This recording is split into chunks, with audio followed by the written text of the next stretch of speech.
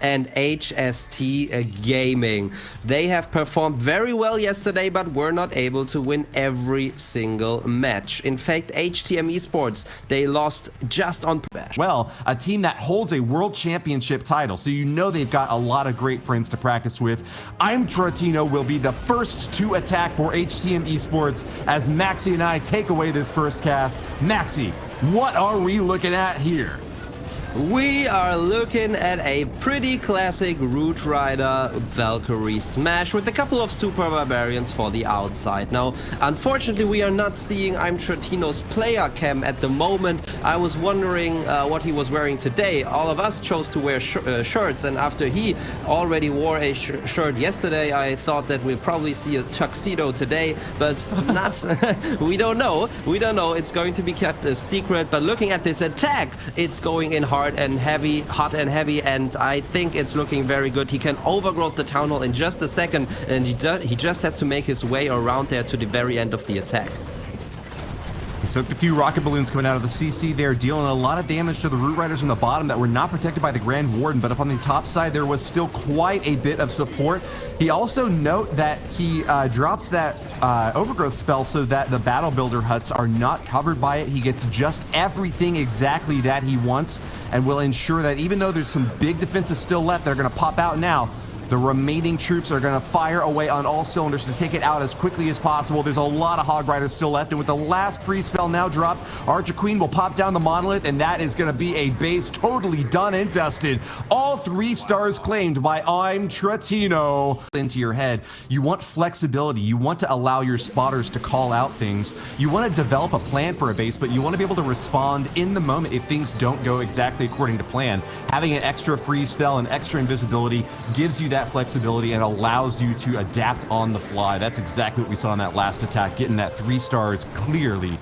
John will be the next to move in, and he's got a different attack style here. He's brought a lot of healers this time around, supporting a Warden and a Queen very likely on the outer edges will allow them to snipe a lot of buildings. Same thing here with this Flame Flinger. This is more of an artillery style attack with long range damage and taking out buildings opportunistically.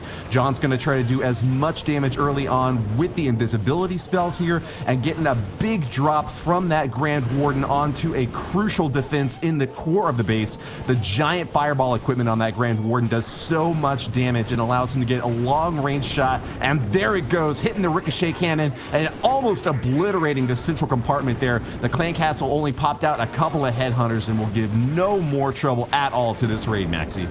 Yeah, that was great, perfect execution. We saw some of those Warden Walk fireballs fail yesterday, where the attacks seemed a little bit more shaky, but this seemed very well controlled here by John X.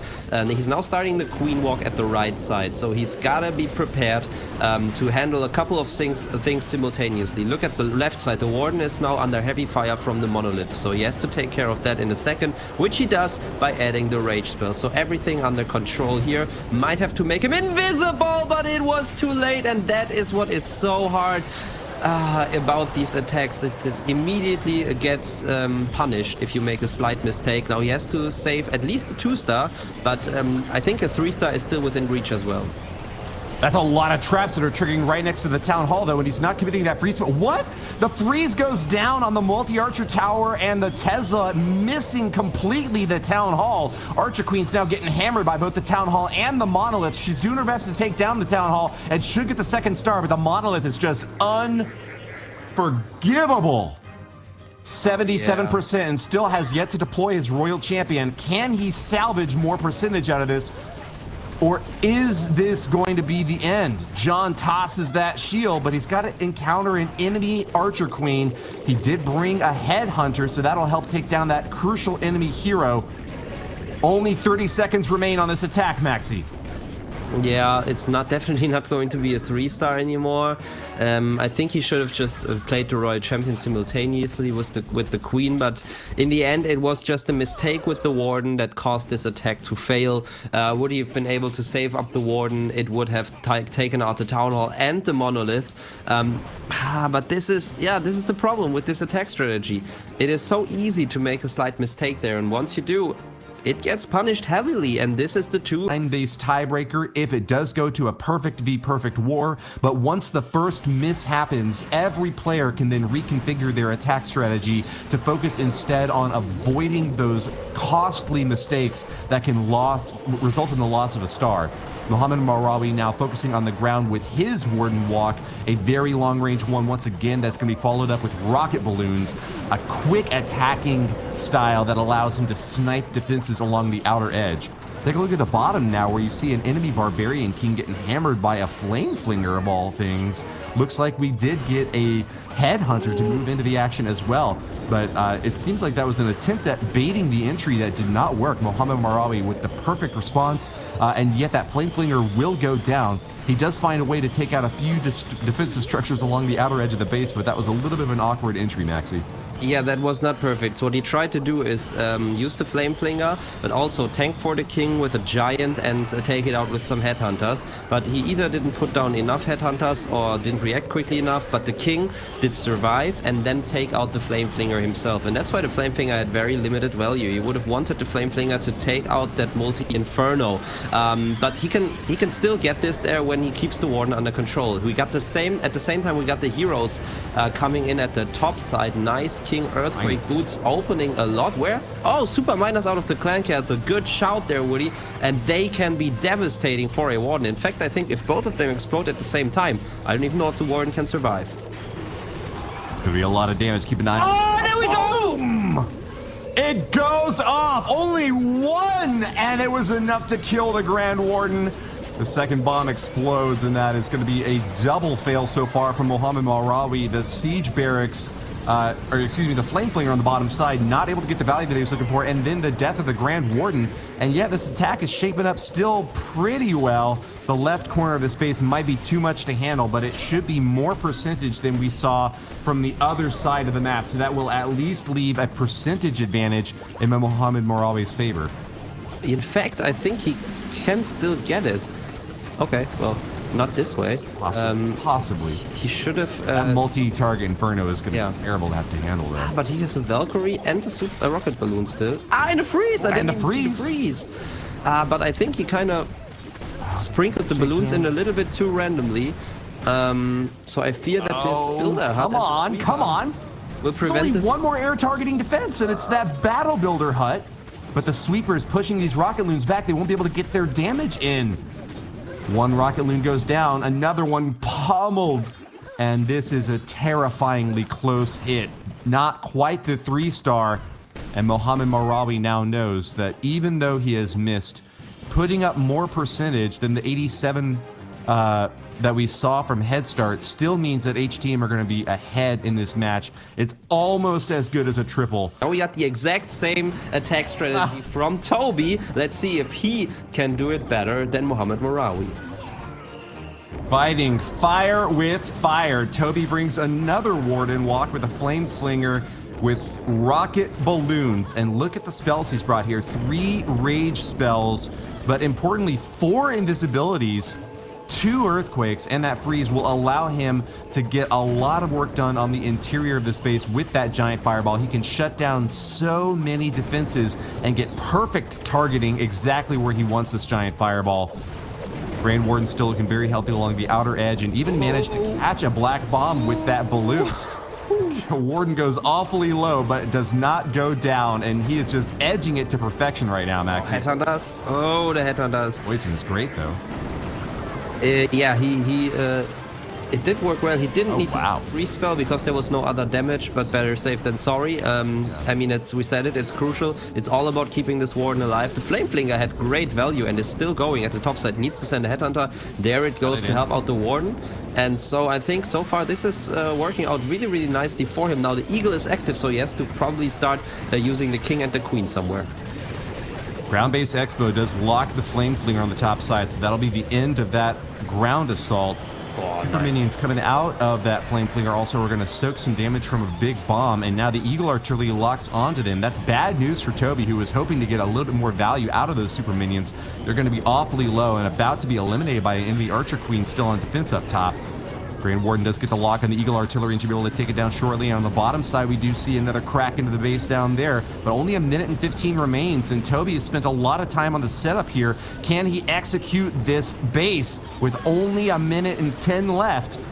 Plenty of rocket loons to make the job happen, but his fingers have got to start flying now, Maxi.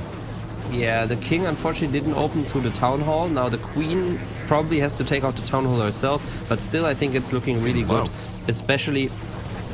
Oh yeah, and he doesn't have the ability anymore. He's gotta take out the town hall.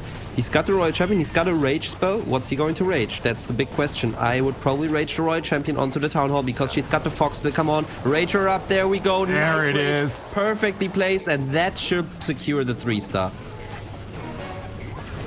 I think you're right, Maxi. There's nothing left to defend now. The balloons are able to focus on the storages there, and with the last collapse onto the final elixir storage, Toby finds his triple. Bigger troops like ice golems and super miners don't get taken out by the poison spell. They don't quite do as much unless they do everything. But what are the decisions that are going through your mind when you're picking CC troops? Mostly what kind of attack strategy you expect on the base. In this case, but I was just looking at the flame flinger at the top side. Good job from Schneider to check for some traps there. But yeah, when you expect a smash, any type of troops that will all go together through the core of the base, like a Super Witch smash or a Super Bowler smash, or also the Electro Titan smash that Synchronic Gaming introduced at the World Championship, then you usually want to go with Ice Golems because they slow down the troops when they get into the range of the CC, and that is usually where there is big damage raining onto those troops. And if you think that there will be a queen charge, you want to have something like rocket balloons and super minions that do a lot of damage very quickly and maybe makes the attacker do some hectic decisions and make mistakes. And the super miners, they are like a little more out of the box thinking that HST brought. We don't see them regularly, and in this case it was really what I just explained before, that they were expecting no fireballs, so that at some point the warden would actually have to deal with the super miners. Yeah, so those are just my 2 cents concerning CCs. Now, looking at this attack, we're going to see the fireball now, and it's just taken out the CC, just 2 archers coming out, so that is enough value, Woody, right? Yeah, great shot there. He did invis a couple enemy archers that the Grand Warden didn't get a chance to snipe yet, but not too much of a problem to worry about. Grand Warden's going to lock onto another Inferno tower on the bottom side, and along with the Flame Flinger taking out one on the top. These rocket loons have just had a heyday so far. Heroes to clean up the space should have no trouble at all. Archer Queen getting awfully low, but still has her ability to pop at any time. Schneider knows that the Grand Warden backing her up will give her even more lasting power. So it's just unfortunate that the healers have not switched off to top her off a little bit, but I think that is going to be still plenty of firepower to finish this base off. Schneider holding on to an extra poison spell, in fact, in case anything had gone wrong here. And it looks like with the death of that last compartment in the top left, the scatter shot going down, and enemy Archer Queen getting some fire now, this base has been absolutely obliterated. Another clear and confident 3-star from Htm Esports. Yeah, very nice job there. Even holding on to 2 spells that he can swag. I mean, time is probably not going to be of the issue in this match. And he could have almost swagged the Royal Champion. Where you get a miss of your own on your side, and then your opponent's miss, but get more percentage than you. Even though the star count is going to be evened up, Nico knows that there needs to be another defense from his side, and he cannot miss at all if he wants to keep Head Start in contention right now. This is a bit more of a hybrid push that we're seeing now, with 5 healers going to be backing up an Archer Queen with a Warden Walk as well, supported with that Angry Jelly to snipe down enemy defenses early on. Should get another easy snipe into the core of this base as long as he can handle this enemy Archer Queen. He does bring 2 Headhunters and might be able to commit something. No, he's going to use a free spell instead to shut her down. Another Headhunter coming in to support, and the enemy Queen has been roasted. Nico's entry point is looking fine so far. And setting up for the Rocket Loon barrage to follow, Maxi. Yep, I agree. It's looking fine. Not great, though. because been 1 minute is over, he didn't get too much value yet, and now the Warden is going to be shooting at the same buildings that the Flame Flinger is shooting at. There goes the fireball. Okay, so I think he just planned it like that, nice and an easy Warden walk, so that he can now fully concentrate on his Queen and not run into the same risk that cost Toby his attack before. No, it wasn't Toby. I don't know who attacked first for HST, but that cost them the attack earlier on. Archer Queen up top side has got support from a healer composition. Barbarian King at the left corner is taking a few buildings down. We're seeing a Tesla farm pop up right on top of that town hall, which could be a little bit of a tricky spot later on if he's relying on heroes just to take down that town hall. Chewing through that compartment wouldn't be too much difficulty for this Queen as long as she can get some spell support, and Nico has still brought plenty of spells to help her out. Rage goes down now, and with a super wall break to enter that compartment. He needs more though, forces the Queen ability as a skeleton trap is going to pop on out. Maybe he's not focusing on her, maybe he's not willing to commit those spells, but the Queen now has got no lives left and has to be very careful with a King, Town Hall, and Ricochet Cannon firing at her backseat. Yeah, but he's doing great. They're keeping her alive now, investing another spell there with the Invis. The Warden unfortunately died, but yeah, also he still has the Royal Champion and wouldn't have needed her. So yeah, great job, and this is an absolute overkill 3-star. These rocket balloons were not very clever. He should have waited a bit more and sent them directly to the storages, but we're talking about like half a second here that he could have saved, so it doesn't matter. So back to the push-ups. The pressure is going to be really high for him, and he chooses to come in with the Root Rider strategy. So we saw a lot of Warden walks and fireballs now, but now we're going back to what we saw in the beginning of this war from I'm Trentino, the Root Rider. So far it's looking nice. I don't know if the King has the biggest value there. Basically just this one compartment, and usually with the spiky ball and the earthquake boots I see we see a lot more value. I think you were talking about the Queen there with the noise, because she was awfully low, but he still's got the ability intact, and now it's going to be a little healer, a little Queen walk with the healers coming from the healer puppet.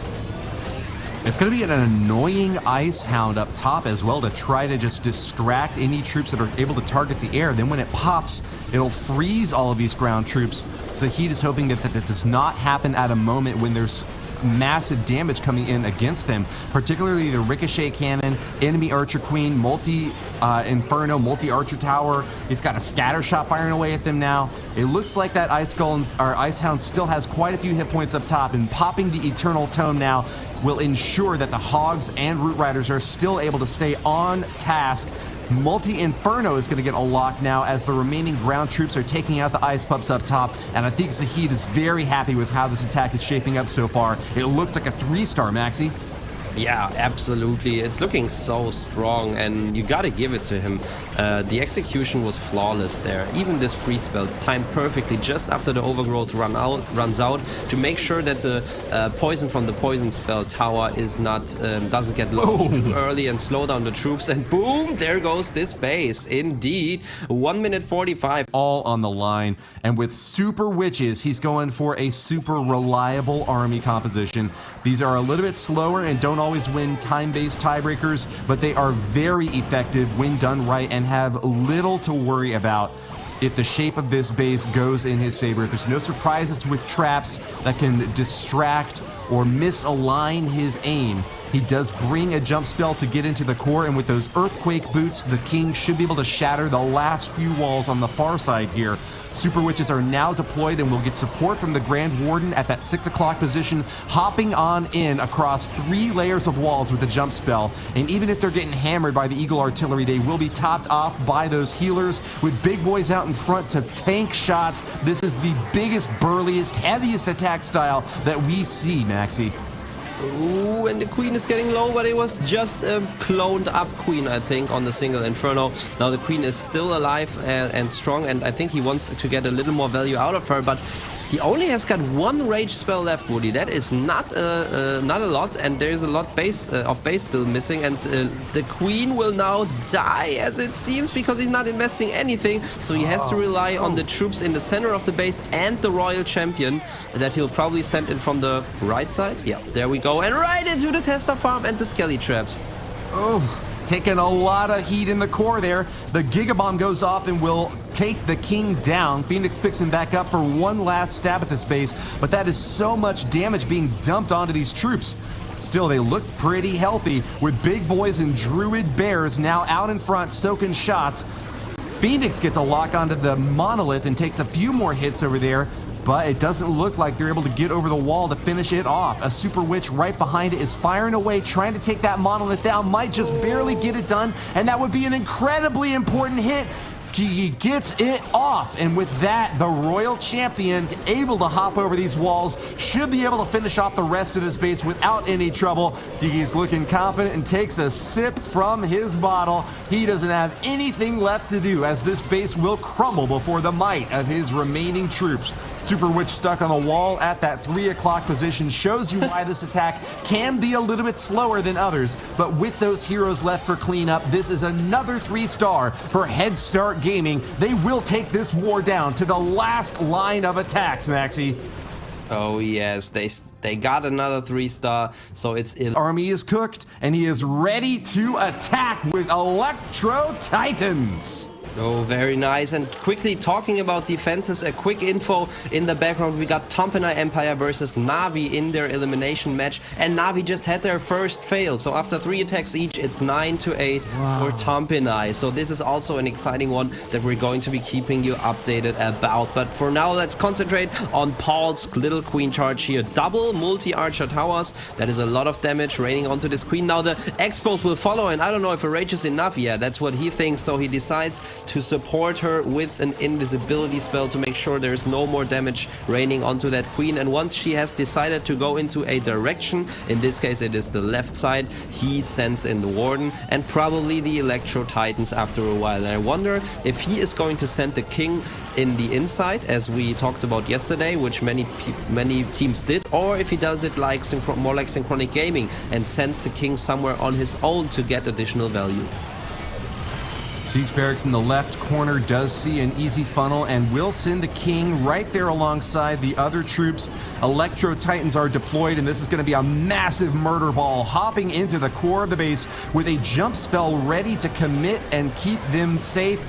We've seen rocket loons coming out of the CC, and he needs to eliminate those fast, otherwise it's going to be a lot of damage on his troops. He's marching inward, though, and with 3 spells down, he's going to shut off so many defenses.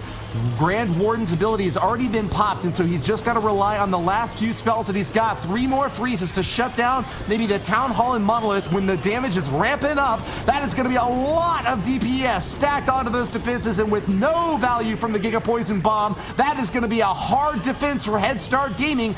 Super Minions snipe down the Monolith, and there's not really much to stop these heroes as long as they can chew through the last Inferno Tower. Yes, they're on a path to victory. What could be better for Paul with the last minute of this attack to see so few defenses standing, Maxi? Yeah, it's really looking good for him. He's already celebrating there at the bottom, and I think he can with the Queen and the Royal Champion ability still intact, with 2 freezes in the back and 5 Super Barbarians to support them. This is for sure going to be a 3-star. I think he got a little bit nervous for a sec. Well, time could be an issue, but he should have it. He got a little bit nervous there when... His hands. He threw his hands up. Is he clapping? Is he clapping? Yeah, oh, okay. He's clapping.